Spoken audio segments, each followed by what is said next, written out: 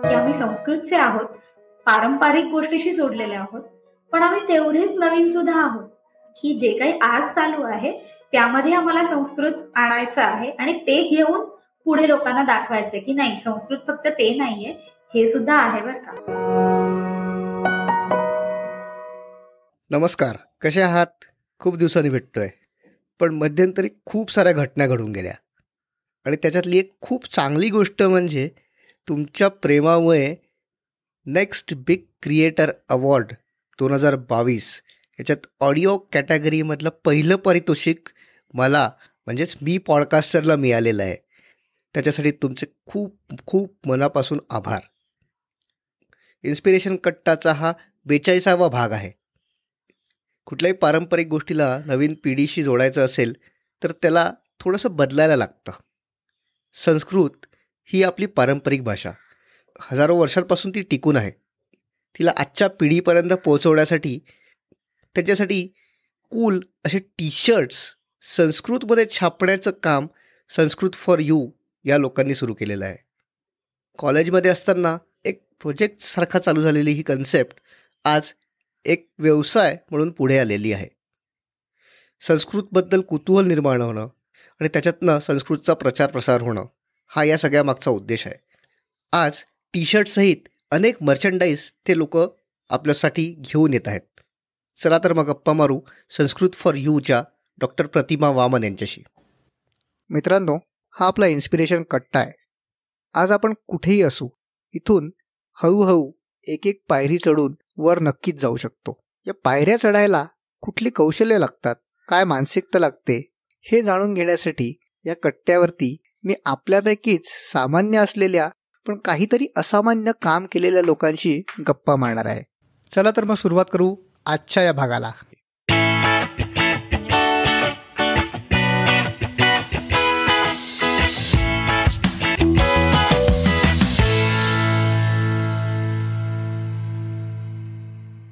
प्रतिभा, तुझं खूप खूप स्वागत आहे आपल्या इन्स्पिरेशन कट्ट्यावरती.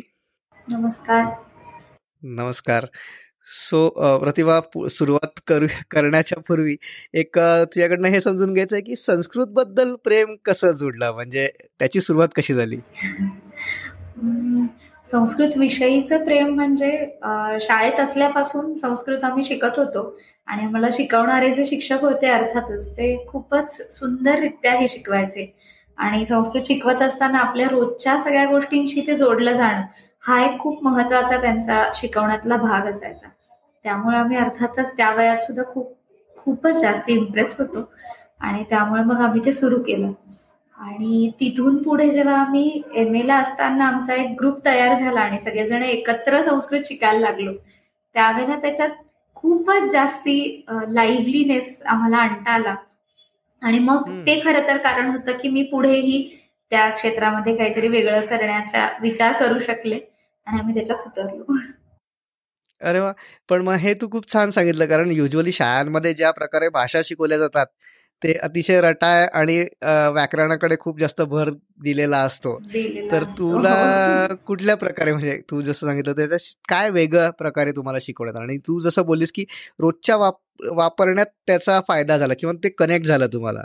आम्ही मला आठवतं त्याप्रमाणे इयत्ता 8वी आणि 9वीत असताना आमचे जे सर होते, म्हणजे सर असं नाही म्हणता येणार, आम्ही त्यांना शाळेत असताना भाऊ अभ्यंकर असंच म्हणायचो, भाऊ म्हणायचो. आणि ते आम्हाला शिकवताना म्हणजे आमचं जे सिलेबस मधलं जे संस्कृत आहे त्याच्या बरोबरीने इतक्या गोष्टी सांगायचे त्या सगळ्या येणाऱ्या रेफरन्सेसनुसार. त्याशिवाय एखादी छोटासा प्रसंग जरी आला तरी त्याच्या संदर्भाने अख्ख्या काव्याचा काय हे आहे, काय सीन आहे किंवा त्याच्यामध्ये काय जिस्ट आहे आणि मग त्याची कथा कशी चालते, ह्या सुद्धा सगळ्या गोष्टी ते आम्हाला सांगायचे. आणि त्यामुळे अर्थातच त्यातला हळूहळू इंटरेस्ट आमचा वाढत गेला आणि हे कुठेतरी आपण वाचलं पाहिजे. सगळं जे आपण एवढंसं शिकतोय ते मोठं कसं असेल हे बघण्याचा एक दृष्टिकोन तेव्हापासून तयार झाला आणि म्हणून त्यातला इंटरेस्ट अर्थातच वाढत गेला. अरे वा. पण म्हणजे तू व्याकरण करता करता ह्या सगळ्या गोष्टी तुम्ही करत गेलात, मार्कांसाठी संस्कृत न शिकता. मग पुढे जाऊन तू जसं बोललीस की MA करत असताना तुमचा ग्रुप झाला, तर तो अनुभव कसा होता? म्हणजे कशा प्रकारचं ऍक्टिव्हिटीज व्हायच्या तुमच्या, काय असायचं?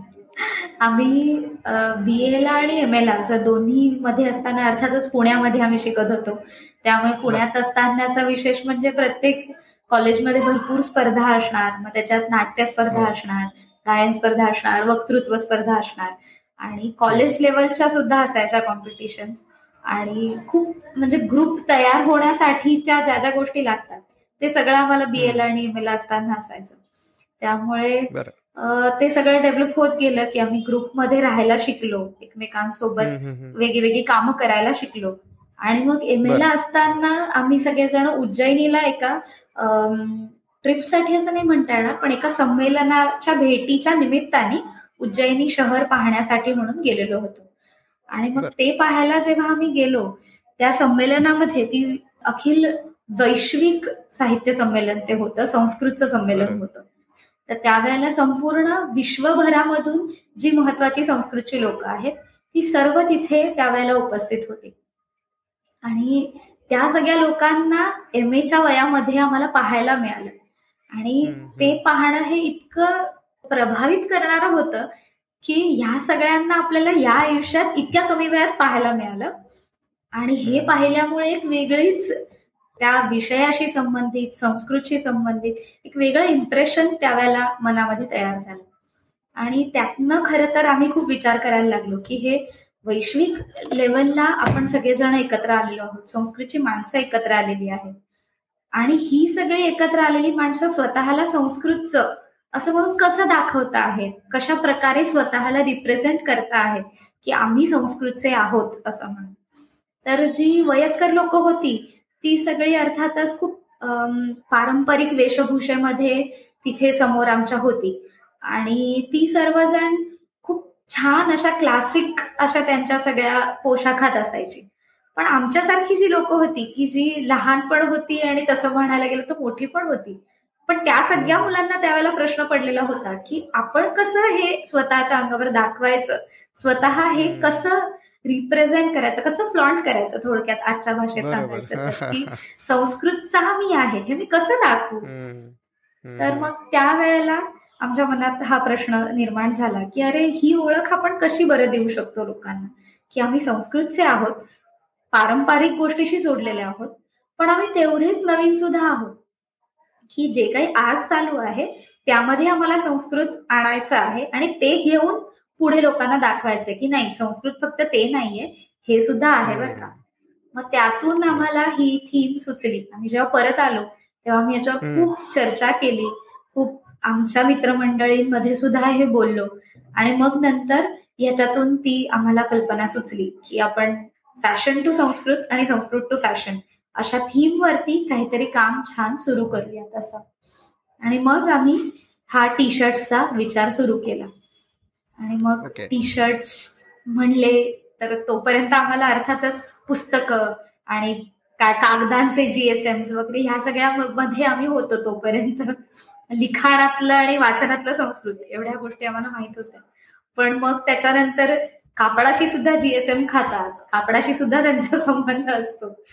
आणि असं करत करत हळूहळू कपडे, टी-शर्ट्सची क्वालिटी, मग टी-शर्ट्सचा पण संस्कृत फॉर यू या नावाचाच ब्रँड असं म्हणून आम्ही ते हळूहळू करून त्या बाजूला स्वतःला त्या बाजूला झोकायला सुरुवात केली आणि मग त्या विषयात शिरलो. मस्त. संस्कृत फॉर यू बद्दल आपण अजून बोलणारच आहोत, पण त्याआधी थोडं तात्विक म्हणजे बाबतीत मला विचारायचं की तू जसं म्हटलंस की पारंपरिक गोष्टी आहेत, म्हणजे संस्कृत ही आपली म्हणजे किती हजारो वर्षांपूर्वीची भाषा आहे आणि तिथपासून आतापर्यंत चालत आलेली आहे. तर ती आजच्या काळामध्ये सगळ्यांनी शिकायला का बरं हवी आणि काय त्याचे फायदे असू शकतात, किंवा तिला काय संस्कृतमध्ये असं वेगळं आहे की जे इतके हजार वर्षांपासून टिकून राहिलेलं आहे. बरोबर. एक तर सगळ्यात मोठी भारतातल्या भाषा आणि लिपींमधली सगळ्यात मोठी महत्वाची गोष्ट संस्कृत आणि आपल्या देवनागरी ज्यांची लिपी आहे अशा भाषांमध्ये आहे ती म्हणजे आपण जे लिहिलं जातं तेच आपण वाचून समजून घेऊ शकतो. त्याचा उच्चार बदलण्याची संभावना नसते. ही जी एक महत्वाची गोष्ट आहे संस्कृत, मराठी, हिंदी या भाषांच्या संदर्भाने, ती अत्यंत महत्वाची आहे. कारण की आपण जे उच्चारण करत होतो, पूर्वापार चालत आलेलं जे उच्चारण करत होतो, ते आपण तशाच्या तशा पद्धतीने उतरवू शकू, अशी लिपी सुद्धा आपण तयार करू शकू. आणि सुदैवाने महाराष्ट्रामध्ये आपण आहोत. आपण ती लिपी लहानपणापासून पाहतो, शिकतो, समजून घेतो. तर त्या लिपी आणि त्या देवनागरी लिपीच्या वैशिष्ट्यामुळे ती भाषा जेव्हा केव्हा लिहिली गेली तेव्हापासून सुद्धा ती आजपर्यंत त्याच पद्धतीने आपण पुढे आणू शकलो लिखित परंपरेमध्ये. दुसरी एक जी गोष्ट तुम्ही बोललात की अर्थातच याला एक ओरल ट्रेडिशन आहे, खूप मोठी ट्रेडिशन आहे. इसवी सन पूर्व 4000 साल सुद्धा जी भाषा ज्या पद्धतीने वेद लिहिले गेले होते त्याच पद्धतीने ते आजही लोक उच्चारण करू शकत आहेत. याचंही कारण परंपरेशी अर्थातच जोडलेलं आहे की सगळ्यांनी त्या ज्ञानाला, त्या विषयाला आणि त्या भाषेला इतकं महत्व दिलं आणि त्यामुळे ते ज्ञान तशाच्या तशा पद्धतीने आपण आजपर्यंत टिकवू शकलेलो आहोत.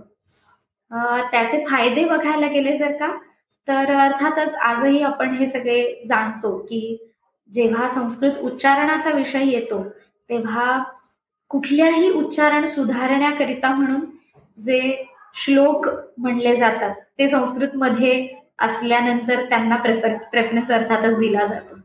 आणि ती प्रॅक्टिस जर का आपण करत असू, त्याचा सराव आपला असेल नेहमी बोलण्याचा, तर इतर भाषांमधली सुद्धा उच्चारणं सुधारली जातात. हा एक भाग झाला. दुसरं, आपल्याला आपोआपच अशी सवय लागते की आपण जेव्हा लक्षपूर्वक श्लोक म्हणतो आहे, लक्षपूर्वक थोडंसं अवघड काहीतरी उच्चारण करतो आहे, तर त्यामुळे आपोआपच ज्या सोप्या गोष्टी आहेत त्या सुद्धा आपण लक्षपूर्वक करायला लागतो. त्यामुळे एकाग्रतेचा जो महत्वाचा भाग आजच्या काळामध्ये सुद्धा मानला गेलेला आहे की एकाग्रता आपल्याला मिळवली पाहिजे लहान मुलांपासून ते मोठ्यांपर्यंत. तर तो कॉन्सन्ट्रेशनचा भाग याच्यामुळे नक्कीच, कॉन्सन्ट्रेशनचं जे स्किल लागतं तेही याच्यामुळे नक्कीच वाढतं. आणि इतर आपण ह्युमॅनिटीजच्या दृष्टीने पाहायला गेलो तर त्याच्यामध्ये असलेलं जे ज्ञान आहे, साहित्य आहे, त्याच्यामध्ये असलेल्या ज्या मांडणीच्या पद्धती आहेत त्या सगळ्या इतक्या प्रभावी आहेत की आपण आपल्याला जे मांडायचं आहे ते 100 प्रकारे किंवा त्याहीपेक्षा जास्ती पद्धतीने या भाषेमध्ये मांडू शकतो. हेही याचं एक वैशिष्ट्य आहे. म्हणजे आपण स्वतःला जर का ठरवायचं झालं की आपण स्वतःला ट्रेन करूया तर त्याच्याहीसाठी 100 गोष्टी आपल्याला सापडतील. म्हणजे योग वासिष्ठ आहे, रामाच्या शिक्षणाचं येणारं रामायणातलं वर्णन आहे, महाभारतातलं त्यांच्या शिक्षणाचं वर्णन आहे. ह्या अशा अनेक गोष्टी आहेत ज्या कुठे ना कुठे आपण स्वतःला कनेक्ट करू शकतो आणि त्यातून आपण कसं वागलं पाहिजे, आपण कसा विचार करू शकतो. अर्थातच गीतेचं उदाहरण आहे याच्यासाठी आपल्या समोर कायमच येणार की कुठल्याही द्वंद्वात, डिलेमामध्ये कोणीही सापडलं तर यावेळेला काय विचार केला पाहिजे हा प्रश्न पडल्यानंतर गीतेकडे आपण गेलो तर त्याच्यामध्ये नक्कीच त्याचं उत्तर आपल्याला सापडायला लागतं. तर हेच या आपल्या संस्कृत साहित्याचं, संस्कृत मधल्या ज्ञानाचं वैशिष्ट्य आहे की ते आपण कुठल्याही क्षणी आपल्या आयुष्याशी कनेक्ट करू शकतो. म्हणजे आज आपण बघायला गेलो तर आर्टिफिशियल इंटेलिजन्स आहे की जे कुठलंही काम करू शकतं, कुठलीही गोष्ट डॉक्युमेंट करू शकतं आणि ती कुठल्याही पद्धतीच्या ऑटोमायझेशन मध्ये ती गोष्ट घडून जाऊ शकते. पण मानवी मनाच्या संदर्भातली ही गोष्ट नाही घडत. ती गोष्ट करण्यासाठी स्वतःला आपल्याला ट्रेन करावं लागतं आणि ते जे ट्रेनिंग आहे ते पूर्वापार आपल्या या सगळ्या जुन्या लोकांनी आपल्यासाठी मांडून ठेवलं आहे. ते मांडणी, ते त्यांचं ज्ञान, त्यांची पद्धती, या सगळ्यांनी आपण स्वतःला खूप जास्त मोठं बनवू शकतो. समाजाला सुद्धा एक वेगळ्या स्तरावरती घेऊन जाऊ शकतो. हे या भाषेचं आणि या भाषेतल्या ज्ञानाचं खूप मोठं सौंदर्य आहे असं मला वाटतं. म्हणजे आज आपण सॉफ्ट स्किल याच्यावरती खूप भर दिला जातो कॉर्पोरेट्समध्ये. तर सॉफ्ट स्किल बद्दल संस्कृतमध्ये किंवा आपल्या पुराणांमध्ये खूप भरभरून, म्हणजे मनशांती असेल किंवा ज्ञान योग असेल किंवा ह्या सगळ्याबद्दल, जसं गीता तू म्हणलं गीतेबद्दल, ह्या सगळ्या गोष्टी संस्कृतमध्ये आहेच. त्या आज आपण मराठीतनं, हिंदीतनं किंवा इंग्रजीतनं वाचल्या जातात. तर तुझं असं म्हणणं आहे का की त्या संस्कृतमधनं समजा ओरिजिनल वाचल्या तर ते जास्त लवकर कनेक्ट होईल किंवा त्यातनं जास्त फायदे होतील आपल्याला? आता भाषा हा विषय असा असतो की जो प्रत्येक जण त्याच्याशी कसा कनेक्ट होतो आहे याच्यावरतीच अवलंबून असतो. पण हे नक्की की ओरिजिनल जे ह्या विषयीची मांडणी आहे, ओरिजिनल जी ह्या विषयीची मांडणी आहे ती मांडणी संस्कृत मध्ये आपल्या ग्रंथांमध्ये आहे. तर ते ओरिजिनलचं जे सौंदर्य असतं ते ओरिजिनल मधनं त्याच भाषेमधनं घेता आलं तर ते सगळ्यात उत्तम असतं. म्हणजे त्याचं भाषांतर कदाचित ते सौंदर्य आपल्याला समजून देऊ शकणार नाही अशी वस्तुस्थिती आहे. त्यामुळे योग वासिष्ठ किंवा आपलं योग हे दर्शन या सगळ्यामध्ये योगाविषयी जे म्हणलेलं आहे प्रत्यक्ष ते आपण तसंच्या तसं समजून घेतलं तर त्याला एक वेगळं सौंदर्य असतं. त्याचं भाषांतर करून योगला योगा म्हणल्यानंतर त्याच्यातलं तेच ज्ञान आपल्याला पोहोचेल की नाही हा आता प्रत्येकाचा प्रश्न आहे. पण हे नक्की की जे प्रत्यक्ष लिहिलेलं ज्ञान आहे ते संस्कृतमध्ये आहे. ते जर का आपण संस्कृत मधनं उत्तमरित्या समजून घेऊ शकलो तर कॉन्सन्ट्रेशन करण्यासाठी याहून चांगली संधी काही नाही असू शकेल. बरोबर.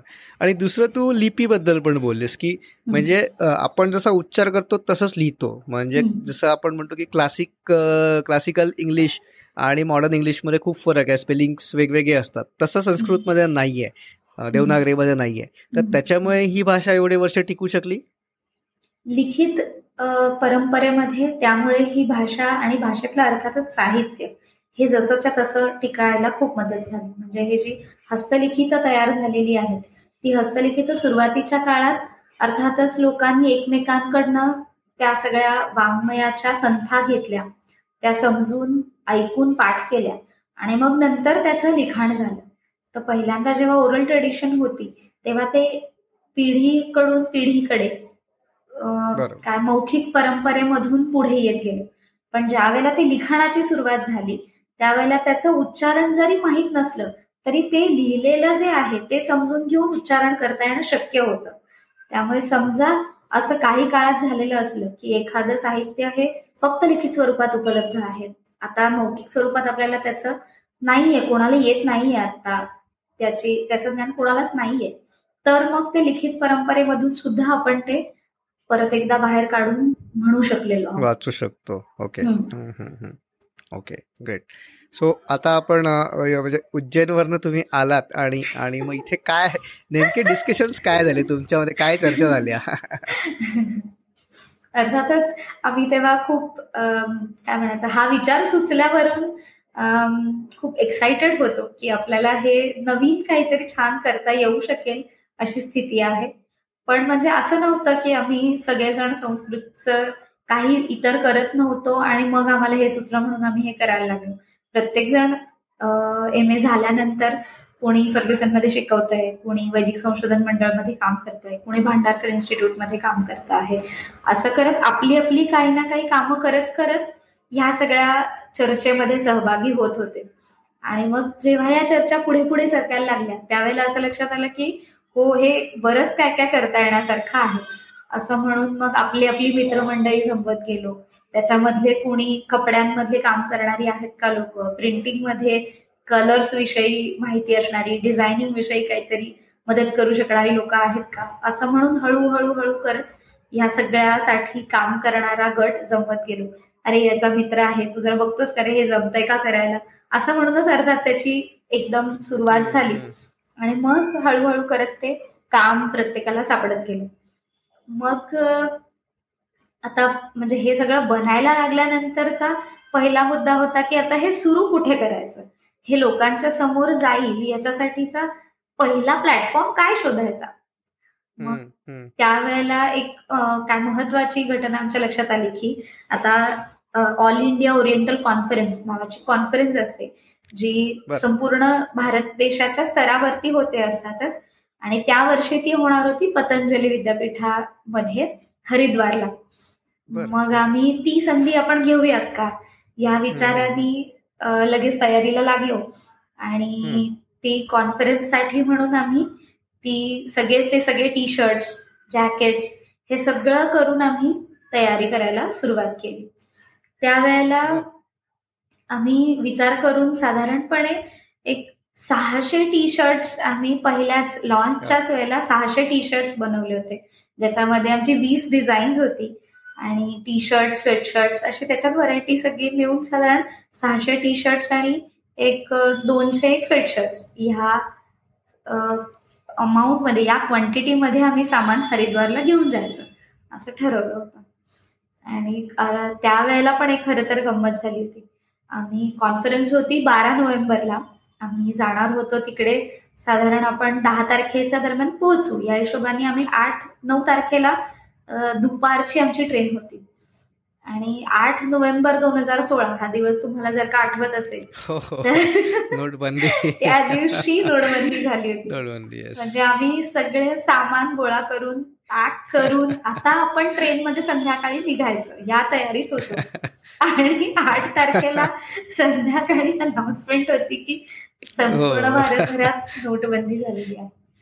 म्हणजे आमच्यासाठी असं झालेलं की सुरुवातीला एवढा मोठा चॅलेंज जर का आपण स्वीकारू शकलो तर पुढे आपण काय करू शकतो. तर आता हे करूया. तो दिवस खूपच महत्वाचा. सो प्रतिमा, तुम्ही 600 टी शर्ट्स आणि स्वेटशर्ट्स वगैरे घेऊन निघालात, पण हे 600 टी शर्ट छापणं हे म्हणजे तयार करणं हे काय सोपी गोष्ट नसेल हे मला कळत आहे. कारण कुठलं डिझाईन जास्त खपेल, कुठला रंग, त्यात कुठले साईजेस जास्त असायला हवे, त्याच्यासाठी लागणारं भांडवल, या सगळ्या गोष्टींचं प्लॅनिंग कसं झालं आणि काही व्यावसायिक म्हणजे बॅकग्राऊंड होतं का व्यवसायाचं घरात? बॅकग्राऊंड असं खूप मोठा होता अशातला भाग नाही, पण म्हणजे मी माझे आई वडील हे टाटा मोटर्स वगैरे ह्या सगळ्या बॅकग्राऊंड मध्येच होते. त्याच्यामुळे असं खूप मोठा स्वतःचा बिझनेस होता असं नव्हतं. थोड्याफार प्रमाणात होतं, पण असं खूप मोठं काही नव्हतं. आणि आमच्यातला एक जण मारवाडी होता, त्यामुळे आम्ही त्याला असं म्हणायचो की तुलाच सगळ्यात जास्ती बॅकग्राऊंड आहे तर तू आता लीड कर, असं अर्थातच ते व्हायचं. पण सगळेच जण मिळून ह्याच्यामध्ये खूप तयारीनिशी उतरूयात आणि आपलं आहे तर आपल्याला करायचंच आहे हा एक विचार करून आलेलो होतो. त्यामुळे तो भाग प्रत्येकाच्या मनात होता की सगळ्यांनी आपला आपला वाटा उचलायचा आहे. आणि म्हणजे त्याच्यात इन्व्हेस्टमेंट हा शब्दही तेव्हा माहिती नव्हता. आता आपल्याला हे टी शर्ट्स आणायचे आहेत आणि त्याला एवढा पैसा लागणार आहे, तुझ्याकडे किती आहे, तुझ्याकडे किती आहे, तुझ्याकडे किती आहे, असं करून ते जमा करून आमच्या स्कॉलरशिप्स असतील, आमचे काम करण्याचे रेम्युनरेशन्स असतील, ह्या सगळ्यामधनं आम्ही ते सुरू केलं. आणि हरिद्वारला जेव्हा खरंच गेलो आणि समोर ठेवलं लोकांच्या, तेव्हा आम्हाला त्याचा खरं कॉन्फिडन्स आला की हा हे होऊ शकतं आहे आणि हे वर्कआउट होत आहे, तर आपण आता बघूयात, याचा जरा नीट विचार करूयात असं गेलं पुढे. पण भांडवल तुम्ही असं एकत्र मिळून गोळा केलं हे तर खूप छान, पण मग ह्या सगळ्यासाठी खूप मोठं टीमवर्क पण लागतं. मग त्याच्यात कधी असे प्रॉब्लेम झाले का की वादावादी किंवा प्रत्येकाचे, कारण विचार वेगळे असणार, मग ते कसं तुम्ही हँडल केलं? एक गोष्ट खूप क्लिअर होती की आपल्याला सगळ्यांना संस्कृतचं हे नवीन काहीतरी क्षेत्र एक्सप्लोअर करायचं आहे. त्यामुळे ह्यामध्ये आधी कोणी पडलेलं नाहीये आणि आता जे पडणार आहोत ते आपण असे असणार आहोत की आपल्याला लोक ओळखणार आहेत की हे यांनी काहीतरी वेगळं सुरू केलेलं आहे. त्यामुळे एक गोष्ट खूप क्लिअर होती की आपल्याला ह्यातनं पुढे जायचं आहे. आणि त्यामुळे खूप कमी प्रश्न आले की ह्या सगळ्यामध्ये वादावादी होणं किंवा हे मला पटत नाहीये हे तू कर.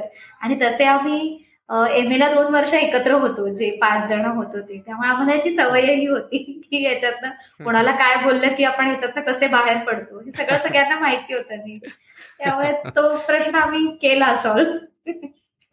ग्रेट. पण त्याच्यातनं 5 जणांपैकी एक तुम्ही कोणी लीडर म्हणून पुढे आलात का ते आपोआप झालं सगळ्या गोष्टी? एक जण म्हणजे मगाशी जसं मी म्हणलं की एक जण आमच्यातला मारवाडी होता, तर त्यामुळे आम्ही असं त्याला काय न घोषित केलेला लीडर, नायक असं म्हणून त्याला पुढे ठेवलं होतं. आणि काही अडलं म्हणजे अर्थातच असं होतं की अंकित सर जे होते ते हुशारही होते या सगळ्या गोष्टींमध्ये आणि मेन सगळ्यात पहिल्यांदा ही कल्पना त्यांच्या डोक्यात आलेली होती. त्यामुळे त्या सगळ्याचं काय म्हणायचं श्रेय आम्ही त्यांना दिल्यामुळे आमच्यासाठीचा प्रश्न आम्हीच तो सोडवून घेतलेला होता की फार काही अडलं आणि खूप प्रश्न निर्माण झाले तर हा माणूस जे डिसिजन दे ते घ्यायचं आणि चालू लागायचं पुढे. त्यामुळे ती पण एक मजा होती. घरून काय रिॲक्शन होती? कारण तुम्ही संस्कृत शिकलेले आणि तिकडे व्यवसायाकडे वळताय. म्हणजे पहिल्या वेळेला तर मला आठवतंय की आम्ही टी शर्ट जेव्हा बनवत होतो तेव्हा अर्थातच प्रिंटिंगचा सेटअप स्वतःचा काहीच नव्हता आणि इकडे ह्या टी शर्ट वाल्यांकडे जा आणि हे डिझाईनची स्क्रीन बनली असेल तर ती छापून ते टी शर्ट 2 व्हीलरवर टाकायचे आणि घेऊन यायचे आणि हे असं सलग एक 8-15 दिवस तरी आम्ही करत होतो सगळेजण. त्यावेळेला खरोखर घरच्यांना असा प्रश्न पडला होता की अरे हे लोक करतायत काय, म्हणजे MA झालेली संस्कृतची मुलं आणि हमाली केल्यासारखी कसली कामं करत सुटली. म्हणजे ही पहिली रिॲक्शन असं नाही म्हणता येणार, पण हा प्रश्न खरोखरीच सगळ्यांच्या चेहऱ्यावरती आम्हाला दिसत होता. पण जेव्हा हरिद्वारचे फोटोज सगळ्यांनी बघितले की रामदेव बाबांच्या सोबत आम्ही तो लॉन्च करतो आहे आणि ते जे मग अशी नोटबंदीवाला हे सांगितला प्रसंग सांगितला त्यावेळेला आम्ही तिकडे गेल्यानंतर मग हा डिसिजन घेतला की आपण 500च्या 1000च्या नोटा घेऊयात, कारण की त्या आपण बँकेमध्ये अर्थातच येऊन भरू शकतो आहोत. त्यामुळे ते भरल्यामुळे आपल्याला संधी मिळू शकते. अजूनही काही आपल्या हातात एकदम सगळं गेलंय अशातला काही भाग नाहीये, तर आपण करूया. त्यामुळे आल्यानंतर हा बाबा काहीतरी तर यांनी सेल केला आहे आणि लोकांनाही ते आवडलेले आहे. कितीही काही झालं तरी यांचे जे शिक्षक होते जे तिथे आलेले होते त्यांनीही यांचं कौतुक केलेलं आहे म्हणल्यानंतर मग जरा घरच्यांना थोडं सहायचं वाटलं की हा बाबा हे जात आहेत विचारांनीशी काहीतरी करता आहेत बहुधा, ज्या अर्थी त्यांचे शिक्षक सुद्धा म्हणता आहेत की यांनी काहीतरी चांगलं केलंय तर करून बघू देत अजून काही वर्ष मग ठरवू हवं. तर या रिॲक्शन वरती सगळेजण आलेले होते. पण मग तिथे हरिद्वारमध्ये कसा रिॲक्शन होती लोकांची? हरिद्वारमध्ये एकतर एक आपल्याला टिपिकल उत्तर भारतीय विचार पद्धती म्हणून खूप माहिती असतं असं की संस्कृत म्हणल्यानंतर असं धोतर टोपी उपरणं आणि असला तर कुर्ता किंवा लांब असा झब्बा ह्या पद्धतीचं सगळं ते क्लासिक अटायर डोळ्यासमोर आपल्याला येतो आणि खरोखरच हरिद्वारमध्ये अशी खूप मंडळी होती.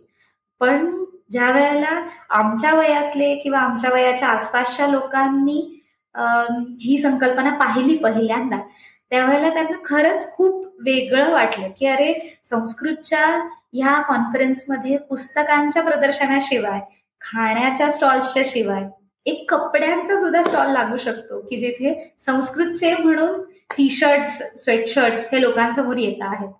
त्यामुळे हा एक खूप वेगळा अप्रोच आहे हे सगळ्यांच्याच त्यावेळेला लक्षात आलं आणि खरोखर सगळ्यांनी तो खूप उचलून धरला. आणि पैशाच्या भाषेत बोलायचं झालं तर त्यावेळेला 500-1000च्या नोटांमुळे खरं तर आमचा थोडासा नफाच झाला असं म्हणायला हरकत नाही. पण मस्त होता अनुभव, लॉन्चचा अनुभव आमचा खूपच छान होता. पण मग तिथे तर संस्कृत बोलणारे किंवा संस्कृतशी संबंधित लोक होते, इथे वापस आल्यावर पुण्यात मुंबईत इकडे लोकांची काय रिॲक्शन होती? त्याच्यानंतर आम्हाला खरोखर हे प्रश्न पडायला सुरुवात झाली की एकदा आपण लॉन्च केला आहे ठीक आहे, आपण तिथे जाऊन पोहोचून आलो, संस्कृतच्या लोकांना कळलं की हे तुम्ही करताय, आता बाकीच्या लोकांना कसं भेटायचं, त्यांच्यापर्यंत ही संकल्पना कशी पोहोचवायची. मग तुम्ही म्हणताय तो प्रश्न खरोखर निर्माण झाला की आता काय. मग आम्ही थोडं थोडं करून कुठे बरे ह्या अशा वेगळ्या संकल्पना येत असतात. मग आम्हाला लक्षात आलं की हे जे एक्झिबिशन्स भरतात वेगळ्या वेगळ्या ठिकाणी स्टॉल्स लावतात लोक आपली त्याच्यात काहीतरी वेगळी संकल्पना असली तर लोक पाहण्यासाठी म्हणून येतात. मग आम्ही तसं बघून आपलं पुण्यातलं एक उत्सवचं प्रदर्शन असतं शिवाजीनगर सिंचन नगर एरियामध्ये असतं, तर त्या भागातल्या त्या प्रदर्शनामध्ये सुरुवातीची काही वर्ष आपण गेलो घेऊन की तिथे सगळ्यात जास्ती माणसं येतात, तर तिथे संस्कृतचं असं काहीतरी बनतं बाबा हे पहिल्यांदा लोकांना रजिस्टर होईपर्यंत 3-4 वर्ष आपण ते केलं आणि मग नंतर हळूहळू करत आपल्याला इतर जी अशी एक्झिबिशन्स आहेत की ज्यामध्ये अशा प्रकारची लोक येतात, म्हणजे असं एखादं एक्झिबिशन कोथरूडच्या भागामध्ये असेल तर अर्थातच त्या भागामध्ये राहणाऱ्या लोकांचा एक विचार पद्धती विचारसरणी ही एक वेगळ्या पद्धतीची असते, तर ती लोक ही संकल्पना उचलून धरतात. सदाशिव पेठेमध्ये असलो तर तिथे एक वेगळ्या पद्धतीचा विचार असतो, ती लोक ही विचार प्रणाली बघतील समजून घेतील असं एक वाटायला. मग तशा एरियाज मधली आणि अशा प्रकारचा ज्यांचा फुटफॉल आहे अशा पद्धतीची एक्झिबिशन्स आपण आता करायला लागलो आहोत की ज्यामधनं आपण ही सगळी आपली जे टी शर्ट्स आहेत, स्वेटशर्ट्स आहेत, इतर भरपूर गिफ्टिंगची प्रोडक्ट्स आहेत, ती सगळी आपण घेऊन या एक्झिबिशन्स मध्ये जायला सुरुवात केली. पण प्रतिभा, बरेचदा असं होतं की कॉलेजमध्ये आपण एकत्र असतो, मित्र असं काहीतरी प्रोजेक्ट करतो, त्याला थोडंसं कमर्शियल रूप पण येतं, पण तो प्रोजेक्ट तिथे संपतो. मग या प्रोजेक्टला आता पुढे न्यायचंय, हे आता लॉंग टर्म करायचंय, तर त्याच्यासाठी डेफिनेटली वेगळं प्लॅनिंग करायला लागलं असेल. त्यातले कदाचित असं झालं असेल की म्हणजे आधीच्या ओरिजिनल टीममधनं कोणीतरी माघार घेतली असेल, असंही होतं बरेचदा. तर हे सगळं कसं झालं, प्लॅनिंग, ब्रेनस्टॉर्मिंग? हो, ही प्रोसेस खूप छान होती आमच्या सर्वांसाठीच. सुरुवातीला आम्ही हे सगळ्यांनी आमचे स्कॉलरशिप्स, त्याच्यामध्ये रेम्युनरेशन, हे सगळं घालून आम्ही सुरुवात केली. मग नंतर प्रश्न पडायला लागला की आता पुढचा टी शर्ट आपल्याला नवीन डिझाईन आणायचं आणि नाही येत हातात पैसे, कारण की आपण ऑलरेडी ह्या आधीच्या टी शर्टचा जो स्टॉक बनवलेला आहे त्यामध्ये आपले पैसे खर्च झाले, तर आता काय करायचं. मग त्यावेळेला आम्हाला ही संकल्पना किंवा कल्पना सुचली की आपण कस्टमाइज टी शर्ट्सच्या ऑर्डर्स घेऊ शकतो, बल्क ऑर्डर्स घेऊ शकतो. मग ते सगळं बनवल्यामुळे म्हणजे महिंद्रा कंपनी असेल, पॉस्को कंपनी असेल, किंवा इव्हन आपली ट्रक अँड बस डिव्हिजन जे आहे ती कंपनी असेल, BHTC असेल, ह्या कंपनीजमध्ये जिथे जिथे आपल्या ओळखी होऊ शकतात, आपण एंटर होऊ शकतो, अशा ठिकाणी जाऊन आपण भेटलो आणि तुमच्या ह्या ऑर्डर्स असतील त्या आम्हाला मिळू शकतील का, ह्या विषयीची आपण बोलणी केली. आणि मग आपण त्यांना ही सगळी संकल्पना समजावून सांगून आपलं हे टी शर्ट साठीची इन्व्हेस्टमेंट ही या कस्टमाइज ऑर्डर्स मधनं येऊ शकेल का, हा विचार त्यातनं बाहेर आला. आणि मग आम्ही हळूहळू करून त्याच्यावरही थोडं का होईना काम करायला सुरुवात केली. मग अशी तुम्ही म्हणलात त्याप्रमाणे अर्थातच ही गोष्ट होती की आम्ही 5ही जण आपल्या आपल्या एका वेगळ्या वेगळ्या कामांमध्ये होतो. आपली आपली करिअरची फ्रंट्स खूप वेगळी वेगळी सापडलेली होती. एक जण ट्रान्सलेशनचं काम करत होती, एक जण विकिपीडिया संस्कृत मध्ये काम करत होती, आपलं फर्ग्युसन मध्ये एक जण शिकवत होते. तर हे सगळं करता करता सगळ्यांची PhDची रजिस्ट्रेशन पण झालेली होती. प्रत्येकालाच खरं तर चॅलेंजेस होती की आता हे करता करता आपलं काम कसं सांभाळायचं. पण मग त्यावेळेला खरंच एकीने खूप धाडसाने हा निर्णय केला की नाही, मी हे बघते, तोपर्यंत तुम्ही हे सगळं काही पूर्ण करा आणि मग तुमचं पूर्ण झाल्यानंतर तुम्ही उतरा, तेव्हा मग मी माझं पुढचं परत जे काय कंटिन्यू करायचंय ते करेन. म्हणजे हे आमच्या सर्वांसाठी खूप महत्वाचं होतं की आपल्या आपल्या शिक्षणाचा आणि त्यावेळेच्या चॅलेंजेसचा भाग स्वीकारणं आणि मग एक जण तोपर्यंत कंटिन्यू करते आहे आणि मग आता जेव्हा आम्ही परत सगळेजण ह्याच्यात उतरू शकलो त्यावेळेला मग तिला थोडासा रिलीफ आम्ही दिला आणि आता तू पुढचं तुझं काम करायला घे असं म्हणू शकलो. असं म्हणून ते चॅलेंजेस आम्ही त्यावेळेला काय म्हणायचं नीट चॅनलाइज करू शकलो आणि पुढे येऊ शकलो. वा, मस्त. खरंच खरोखर खूप छान टीमवर्क तुमच्या सगळ्यांचं याच्या मागे आहे. आणि तुम्ही सुरुवात केली आणि त्याच्यानंतर मग गेले 2 वर्ष जे आहेत ते आपण बघितलं की सगळंच बंद झालं, एक्झिबिशन्स बंद झाले. तर मग हा काय कसा झाला आणि तुम्ही आता ऑनलाईन मध्ये पण उतरला आहात का?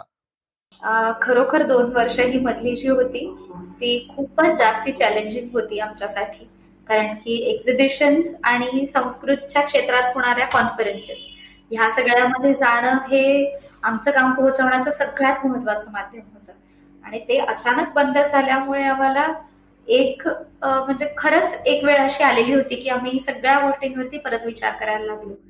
आणि त्यावेळेला मी मगाशी जे म्हणलं की आमच्यातली एक व्यक्ती तयार झाली की नाही, ज्या स्थितीत आहे त्या स्थितीमध्ये आपण ते चालू ठेवूयात आणि तुम्ही सगळे तुमच्या तुमच्या पद्धतीने जे कमवू शकता आहात, जे करू शकता आहात ते करा, पण मी आता ह्याच्यात पूर्ण वेळ आहे, तर आपण आता ह्याच्या पुढचा विचार करूयात असं म्हणून ती तयार झाली. आणि मग त्यावेळेला आम्ही ह्या सगळ्या ऑनलाईनच्या ज्या म्हणजे ई कॉमर्स वेबसाईट बनवणं आहे, काही ऑफलाईन ऑनलाईन ऑर्डर्स जमा करणं आहे, लोकांना जे कोणी एक्झिबिशन मधनं आपल्याला भेटलेली लोक होती त्यांना परत एकदा संपर्क करणं आहे, ह्या सगळ्या गोष्टींमध्ये परत विचार करायला सुरुवात केली. आणि मग त्या सगळ्या काय म्हणायचं स्ट्रीम्स मध्ये सुद्धा आम्हाला वेगळ्या वेगळ्या चॅलेंजेस मधून पुढे जाता आलं. आज आता मागे वळून बघताना म्हणजे ह्या सगळ्या प्रवासामध्ये एवढ्या सगळ्या विषयांचा अभ्यास करायला लागला, मग मार्केटिंग असो, परचेस असो, किंवा आता ई कॉमर्स असो, फायनान्स असो, या सगळ्या गोष्टींचा.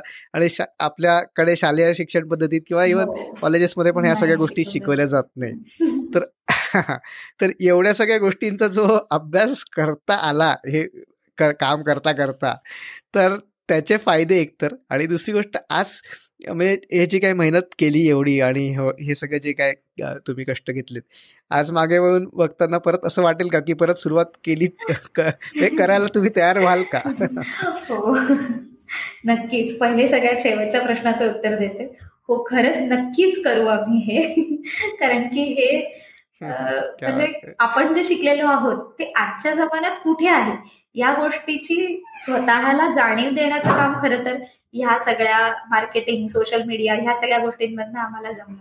म्हणजे आपण ह्या सगळ्या चाललेल्या घडामोडींमध्ये कुठे बसतो ह्याचा तोपर्यंत विचार येत नाही मनामध्ये, जोपर्यंत आपण शिकत असतो किंवा शिकलेल्यातलंच पुढचं काहीतरी काम करायला लागतो, तोपर्यंत आपण जगात कुठे आहोत ह्याची आपल्याला कल्पना नसते.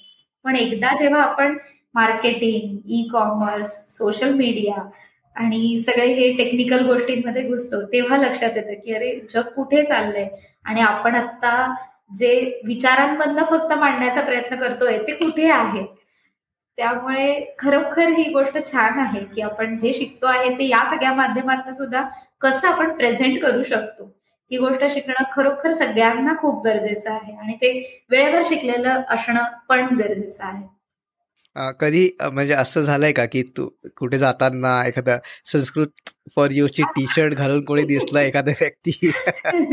हो, असं आमच्याबरोबर आता खूपच घडायला लागलंय. म्हणजे लॉकडाऊन मध्ये अशी स्थिती होती की अरे माणसंच दिसत नाहीयेत आणि मग तिथून हळूहळू करत अरे आपले टी शर्ट घालून समोर कोणीतरी येतंय आणि अरे 4 लोकांनी घालून एकत्र येत आहे. हे सगळे अनुभव आम्ही संपल्यानंतर घेतले आणि ब्लेस्ड सिच्युएशन फॉर अस की हे आपण केलेलं आपण छान पोचवू शकतो आहे. म्हणजे एकदाची तर स्थिती मला आठवते की टिळक रोडवरनं चाललो होतो, चालत चालतच चालले होते आणि समोरनं एक जण आपलं टी शर्ट दुर्लभ भारतीय जन्म असं टी शर्ट घालून येत होता आणि मी काहीतरी विचारांमध्ये असल्यावर माझं एकदम जवळ आल्यानंतरच त्या व्यक्तीकडे लक्ष गेलं आणि मी असं बघितल्यानंतर त्या माणसाला कळेच ना की हा का असं आपल्याकडे पाहते. पण म्हणजे इट वॉज फन की अरे आपण पोहोचलोय, कितीही काही झालं तरी आपण पोहोचलोय, हे एक समाधान होतं. सो आता प्रतिमा संस्कृत फॉर यू चे कुठल्या प्रकारचे प्रोडक्ट्स आहेत, ते कुठे कुठे अवेलेबल असतात आणि तुमचा फ्युचर प्लॅन काय आहे? संस्कृत फॉर यू चे सगळे प्रोडक्ट्स आपल्या sanskritforyu.com या वेबसाईटवरती, ई कॉमर्स वेबसाईटच आपण बनवलेली आहे, त्याच्यावरती अवेलेबल असतात. पुण्यामध्ये आपण सदाशिव पेठेमध्ये अभ्यंकर पाठशाळा म्हणून एक पाठशाळा आहे, त्या ठिकाणी आपण आपला एक छोटा आउटलेट सुद्धा सुरू केलेला आहे. याही ठिकाणी आपल्याला ती सर्व उत्पादनं पाहायला मिळतात. त्याची ट्रायल रूम सुद्धा इथे आहे, ती सगळी आपण चेक करून बघून घेऊ शकतो, विकत घेऊ शकतो. आणि अर्थातच आपली पुण्यात आणि पुण्याच्या बाहेर सुद्धा एक्झिबिशन्स असतात. आपण आत्ताच ठाण्यामध्ये सुद्धा एक एक्झिबिशन झालं, त्याच्यामध्ये आपण गेलो होतो. नाशिकमध्ये आपण गेलेलो होतो, नागपूरमध्ये आपण पोहोचलेलो आहोत, उज्जैनीमध्ये आपण एक एक्झिबिशन केलेलं होतं आणि आता एक कॅनडामध्ये सुद्धा आपली प्रोडक्ट्स मिळू शकतात, अशी आजची आपली स्थिती आहे. टी शर्ट्स हे पूर्णपणे संस्कृत फॉर यू या ब्रँडचे टी शर्ट्स आपण बनवले. त्याच्यावरती संस्कृतचे श्लोक असतील, सुभाषित असतील, वाक्य असतील, काही हास्यविषयक सुद्धा असतील, तर अशी वेगळी वाक्य घेऊन संस्कृत फॉर यूचे टी शर्ट्स आपण पूर्णपणे आपले बनवलेले आहेत. कॉलर टी शर्ट्स, नंतर बांबूचे प्रोडक्ट, बॅग्स, ह्या सगळ्यांसाठी आपलेच मित्रमैत्रिणी आहेत जे त्या भागामध्ये आहेत आणि त्यांच्या ते सगळं करणाऱ्या संस्था आहेत, तर त्यांच्याकडनं आपण ते घेतो आणि मग त्याच्यावरती संस्कृत जे घातलं जातं, प्रिंट केलं जातं, ते आपण प्रत्यक्ष इथे करतो. एनग्रेविंग वगैरे हे सगळ्या गोष्टी आता आपण आपल्या इथे करतो. म्हणजे काही प्रोडक्ट्स हे पूर्णपणे इन हाऊस आपणच बनवतो, म्हणजे ज्याच्यात टी शर्ट, स्वेटशर्ट्स आहेत आणि इतर काही गोष्टी आहेत जे आता बांबू प्रोडक्ट्स जे आहेत ते आपल्या इथे मेळघाटामधलीच एक संस्था आहे, संपूर्ण बांबू केंद्र म्हणून. तर त्यांचे आहेत. आसाममधनं काही गोष्टी आपल्याला मिळू शकलेल्या आहेत. तर अशा काही काही ठिकाणाहून आपण ते मिळवलेले आहे. आणि मग हे जे टी शर्टवर जे तुम्ही छापता वेगवेगळ्या गोष्टी, ते त्याचे विचार कसे येतात? त्याच्याबद्दल काही एखादी आठवण असेल तर? सगळ्यात पहिल्यांदा अशी गोष्ट आमच्या मनात येते की एखादी गोष्ट एखादी व्यक्ती नेहमी करते, तर ती गोष्ट समोरच्याला आपण घातलेल्या टी शर्ट मधनं कशी पोहोचवू शकू, हा सगळ्यात पहिला विचार असतो. म्हणजे उदाहरणार्थ एक जण होती जी खूप कमी बोलायची आणि तिला इतर सगळेजण मस्ती करत असताना मजा यायची, पण तरीही तिचा प्रेफरन्स असायचा की आपण शांतपणे एकत्र बसून काहीतरी करूया. तर आम्ही अशी व्यक्ती बघितल्यानंतर पटकन असं म्हणलो होतो की एकांते सुख वास्यता, एकांतामध्येच तू सुख घे बर का, असं आम्हाला तिला सांगायचं होतं. मग आम्हाला सुचलं की अरे याचं टी शर्ट पण आपण छान बनवू शकतो. मग ते आमच्या टी शर्ट वरती आलं की तो एकटा बसलेला आहे बटू आणि त्याच्या खाली लिहिलेलं आहे की एकांते सुख वास्यता. तर असं ज्या ज्या गोष्टी आपल्याला पोहोचवाव्याशा वाटतात, कशा ना कशाचं वर्णन करता आहेत, असं आपल्याला पटकन व्हिज्युअलाइज करता येऊ शकतं, त्या गोष्टी आपल्या टी शर्ट्स वरती असल्या पाहिजेत, हा विचार आम्हाला त्याच्यातून सुचला. आणि मग एक एक एक एक एक एक करून ते विचार आम्ही प्रत्यक्षात टी शर्ट्स वरती आणायला सुरुवात केली. म्हणजे उदाहरणार्थ आपलं एक टी शर्ट आहे प्रवाह मनुगच्छन्तु असं, त्याच्यावरती सायकल आहे आणि प्रवाह मनुगच्छन्तु याचा अर्थ असतो की फ्लोच्या मागोमाग जा असं. पण आपल्याला त्याच्यातनं स्पेसिफिकली हे दाखवून द्यायचं होतं की ती सायकल आहे, त्याच्यावरती एकच सीट आहे आणि तुम्ही जेव्हा एकटे जात असता तेव्हा तुम्ही स्वतः बरोबर असता. तर प्रवाह मनुगच्छन्तु म्हणजे गो विथ द फ्लो, पण बाहेरचा फ्लो नाही, तुमच्या आत जी गोष्ट चालू आहे त्याच्या पण फ्लो कडे लक्ष द्या असं. म्हणून ती स्पेसिफिकली सिंगल सीटची सायकल आणि ती चालली आणि त्याच्या आजूबाजूला काहीतरी विचारांची छोटी छोटी सिम्बल्स असं आपण घेऊन तो टी शर्ट बनवला होता. तर असे सगळे की ज्याच्यातनं जे चाललं आहे आणि जे आपल्याला म्हणायचं आहे ते दोन्ही जिथे कनेक्ट होतं तिथे आमचे ते संस्कृतचे शब्द, सगळे शब्द टी शर्ट वरती येतात. मस्तच. आणि मग आता भविष्यात काय, म्हणजे काय प्लॅन्स आहेत? आता मी टी शर्ट्स पर्यंत आणि इतर काही गिफ्टिंग आयटम्स असतील, म्हणजे बांबू स्पीकर आहे, हे तुम्हाला जे मागे दिसतंय ते कॅलेंडर आहे, तर असे कॅलेंडर्स असतील, इतर कॅप्स आहेत, बॅग्स आहेत, ह्या सगळ्या वस्तूंपर्यंत आम्ही पोचलेलो आहोतच. आता इथून पुढे आपण संस्कृत हे सर्वसामान्यांना आवश्यक असलेलं जे संस्कृत आहे त्या संस्कृतकडे आपण चाललेलो आहोत.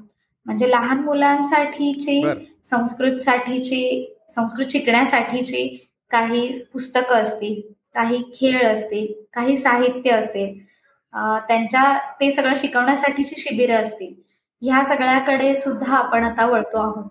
आणि ते सगळं करत करत आपण वेगळ्या वेगळ्या लेवल्सवरती संस्कृत ज्याला जसं हवं आहे ते कसं मिळू शकेल याचा आपण प्रयत्न करतो आहोत. म्हणजे एक आपण आता प्लॅटफॉर्मचा सुद्धा विचार करतो आहे की काही जण असतात की मला आयुर्वेदाचा एखादा ग्रंथ वाचायचा आहे, आम्हाला काय रसशास्त्रातलंच एखादं भाग छोटासा वाचायचा आहे, नाट्यशास्त्रच वाचायचं आहे. तर असे जे वेगळ्या वेगळ्या पद्धतीने संस्कृत शिकू इच्छिणारी लोक आहेत, वाचू इच्छिणारी लोक आहेत, समजू इच्छिणारी लोक आहेत, त्या सगळ्यांना सुद्धा आपल्या माध्यमातनं असं करणारी, असं वाचणारी लोक मिळावीत, पोहोचावीत आणि मग त्यांनी एकत्र येऊन त्यांचं काम सुरू ठेवावं. अशा पद्धतीचा सुद्धा आपण एक प्लॅटफॉर्म आता आपल्या वेबसाईटवरनं तयार करतो आहे की जिथे शिकण्यासाठीचं आणि शिकवण्यासाठीचं, ट्रान्सलेशनसाठीचं आणि ट्रान्सलेशन करून घेण्यासाठीचं असे रजिस्ट्रेशन सगळेजण करू शकतील. आणि मग त्यांची जोडणी फक्त करण्याचं काम हे संस्कृत फॉर यू कडनं केलं जाईल, पण त्यांचं रेम्युनरेशन आणि त्यांचं काम हे त्यांनी चालू ठेवायचं. फक्त प्लॅटफॉर्म आपण त्यांच्यासाठी बनवून दिलेला असेल. अशा पद्धतीचं काम आता आपण करतो आहोत.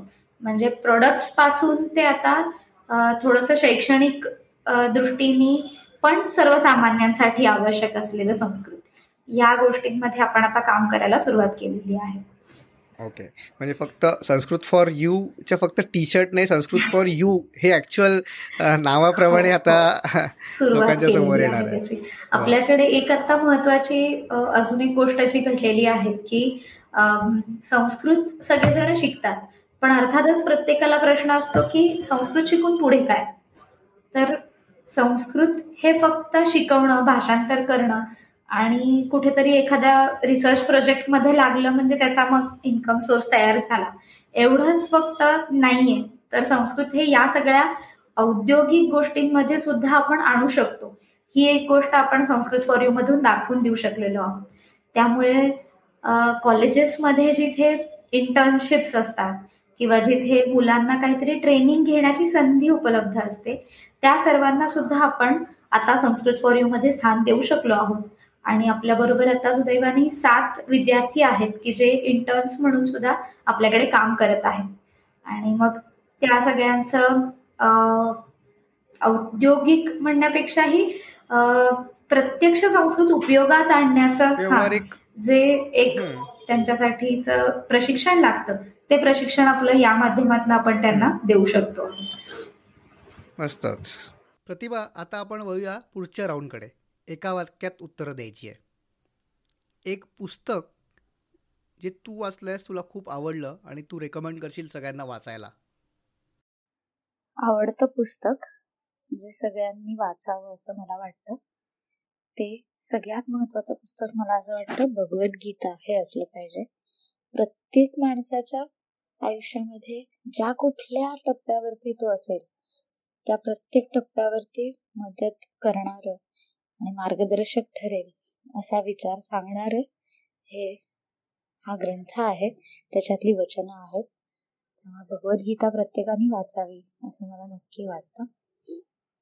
संस्कृत शिकण्यासाठी एखादा पुस्तक, एखादी ॲप किंवा कुठून शिकू शकतो? संस्कृत शिकण्यासाठी ॲप किंवा टूल याच्याही पुढे जाऊन मी असं नेहमी म्हणेन की आपण प्रत्येक वेळेला संस्कृत कोणातरी व्यक्तीकडनं शिकावं. कारण संस्कृत ही भाषा आहे. भाषा ही आपण कोणाची तरी ऐकून समजून घेऊन मग पुढे जात असतो. त्यामुळे ती भाषा कोणातरी व्यक्तीकडनं शिकणं आणि शक्य असेल तर आजच्या जमान्यात सांगायचं तर ऑफलाईन शिकणं ही एक वेगळी मजा आहे. याशिवाय संस्कृत प्राथमिकरित्या पाहायचं असेल तर आपण जर का संस्कृत फॉर यूच्या ऑफिशियल यूट्यूब चॅनलवरती गेलात तर तिथे आपण पहिले 5 साईट्स की जिकडे तुम्ही रजिस्टर करून संस्कृत शिकू शकता, संस्कृत विषयी समजून घेऊ शकता, अशा प्रकारचा एक व्हिडिओसुद्धा केलेला आहे. तर मी तुम्हाला म्हणेन की आपण प्रत्येकानेच यूट्यूब चॅनलवरती संस्कृत फॉर यूच्या जावं आणि तिथला तो व्हिडिओ नक्कीच पाहावा. 2020-21 हे वर्ष या सगळ्यांनी आपल्याला काय शिकवलं? 20-21 या 2 वर्षांनी काय शिकवलं तर त्याच्यात सर्वात महत्त्वाची गोष्ट ही की आपण जेही काम करतो आहे ते काम जितकं असतं तितकं ते आपल्याला दाखवता पण आलं पाहिजे. आणि या 2 वर्षातलं सगळ्यात प्रबळ माध्यम त्यातलं ठरलं ते म्हणजे व्हर्च्युअल ऑनलाईन जग, सोशल मीडिया. तर ह्या सगळ्या ठिकाणी आणि आपल्या वेबसाईटवर सुद्धा आपण ह्या जगामध्ये सुद्धा नेटाने पाय रोवून उभं राहता आलं पाहिजे आपल्याला. आणि ते आता राहावं लागेल या विचारातून मी खूप काही शिकले आणि ती 2 वर्ष माझ्यासाठी त्यामुळे खूप महत्त्वाची होती. ह्याच 2 वर्षांमध्ये मी माझ्या PhDचं कामसुद्धा पूर्ण करत आणलं आणि काही महिन्यांपूर्वीच ते सबमिट केलं. त्यामुळे ह्या 2 वर्षांमध्ये माझ्या मुलाबरोबर वाढत गेलेलं माझं काम हेही ह्या 2 वर्षात मी खूप छान अनुभवलं. सो ह्या 2 वर्षांनी मला खूप काही शिकवलं. धन्यवाद. वा. सो प्रतिभा, म्हणजे संस्कृत भाषा ही इतके वर्ष टिकलेली आहे याचं कारणच हे होतं की सारखं ती बदलत गेली किंवा त्याचा वापर वेगवेगळ्या प्रकारे बदलत गेला. आणि आजच्या पिढीपर्यंत संस्कृत पोहोचवण्याचं काम तुम्ही खूप छान करताय आणि हे काम असंच छान चालू राहील आणि अजून हे लोकांपर्यंत तुम्ही लोक पोहोचाल आणि संस्कृतची जे महत्त्व आहे आणि संस्कृतबद्दल जे प्रेम आहे हे अजून लोकांपर्यंत वाढत जाईल अशी आपण आशा करू. सो प्रतिभा, तुम्ही इथे आलात आणि खूप छान आपल्या गप्पा झाल्या, त्याच्याबद्दल तुमचे मला ही खूप खूप संधी धन्यवाद. तुम्ही दिली त्याबद्दल तुमचे खूप खूप आभार. डॉक्टर प्रतिमा वामन सोबतच्या या गप्पा तुम्हाला नक्कीच आवडल्या असतील अशी आशा आहे. तुम्हाला हा एपिसोड आवडला असेल तर आमच्या यूट्यूब, फेसबुक आणि इंस्टाग्राम पेजवर नक्कीच लाईक आणि सबस्क्राईब करा. हे सगळे मी पॉडकास्टर या नावाने आहेत. सो पुन्हा भेटू एका नवीन पाहुण्यांसह. तोपर्यंत बाय बाय.